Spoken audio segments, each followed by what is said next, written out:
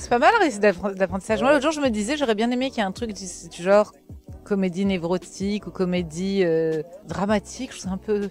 Ouais, j'ai toujours l'impression que comédie dramatique, c'est les comédies pas drôles qu'on met dans cette case, donc j'ai préféré éviter ce terme, mais ces récits d'apprentissage, c'est bien. Hein. Comédie introspective. L'accomplissement personnel, c'est l'âge de se défaire et du poids des autres et aussi, je pense, de préjugés personnels. Enfin, je pense que le personnage d'Éléonore, pendant tout le film, pense qu'il y a une bonne et une mauvaise façon de faire, pense que si elle faisait autrement ou qu'elle suivait ce qui semble correspondre à une certaine norme sociale, à certains codes sociaux, elle serait peut-être une femme, une meilleure version d'elle-même. Et je pense qu'à la fin du film, elle commence à comprendre qu'on peut se libérer de tout ça. Et qu'en fait, tout n'est pas aussi binaire ou manichéen, quoi. Et d'ailleurs, moi, c'est un des trucs que je préfère dans le film, c'est que sa famille qui la pousse à devenir une meilleure version d'elle-même ont elle-même l'air d'être complètement névrosée. Enfin, ouais. Et je trouve qu'à une échelle différente, ce que je disais tout à l'heure, je trouve que ça me fait penser à tous ces gens, tu sais, dans la vie qui décident à un moment donné de devenir coach personnel. Bah, c'est toujours les plus paumés.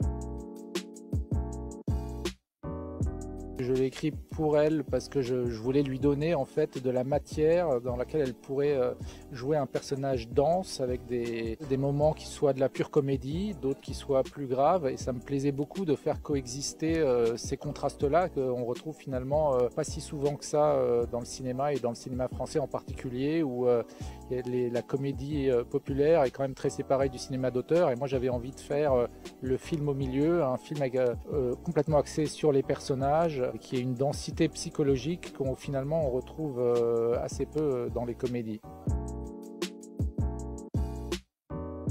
Je dirais pas autobiographique, mais personnel, dans le sens où le ressenti vient de... Mais je pense que c'est vrai pour tous les gens qui écrivent qu'on peut, quand on écrit avec sincérité, on peut que s'inspirer de ce qu'on ressent soi-même.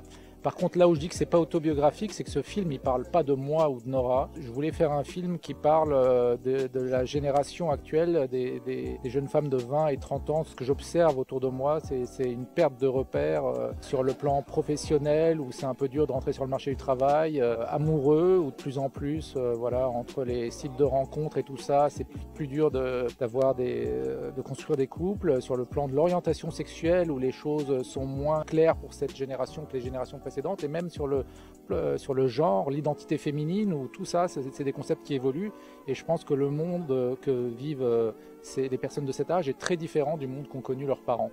D'où la déconnexion aussi d'Éléonore avec sa famille.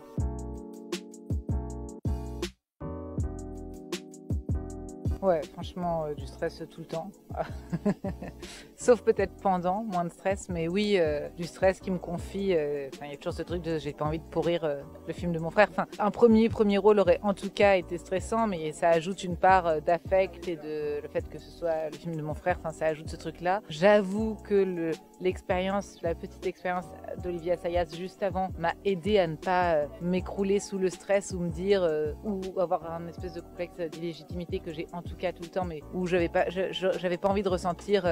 Il m'a fait un cadeau. Enfin, ouais, tu te sentais un peu plus légitime. J'aimais que ce soit quelque chose de professionnel entre nous, et nous deux, on savait que c'était un désir respectif de travailler parce qu'on aime le travail de l'autre, et que c'est pas juste lui qui offre un rôle à sa sœur ou moi qui accepte de jouer dans le film de mon frère, qu'il y a un désir commun de faire quelque chose ensemble en fait. Ou quand on a pu avoir des comparaisons par rapport au personnage de la scène ou des attentes par rapport au personnage de la scène, en effet ce n'est pas le personnage de la scène. Sur scène c'est un autre récit, une autre narration, d'autres enjeux, une autre écriture, ouais, un autre tempo. Et moi j'ai créé un personnage et Amro a créé un personnage, donc on a créé des personnages qui sont différents, après qui ont en commun d'avoir des névroses et de un peu trop se regarder dans ce monde-là. Mais seulement, Amro a un récit cinématographique et moi je l'ai pris d'un trait beaucoup plus, c'est l'immédiateté, c'est la scène. Après, je pense que par contre, il a peut-être quelque chose en commun, par exemple, plus sur des choses que j'ai pu écrire. Peut-être qu'Éléonore ressemble presque un peu plus à moi. C'est peut-être une de mes facettes à moi, c'est pas une des facettes de mon personnage de scène. Mais je m'identifie à certaines choses. La mélancolie m'appartient. La mélancolie ne tient pas de place, par exemple, dans mon stand-up, même s'il y a quelque chose de l'ordre de...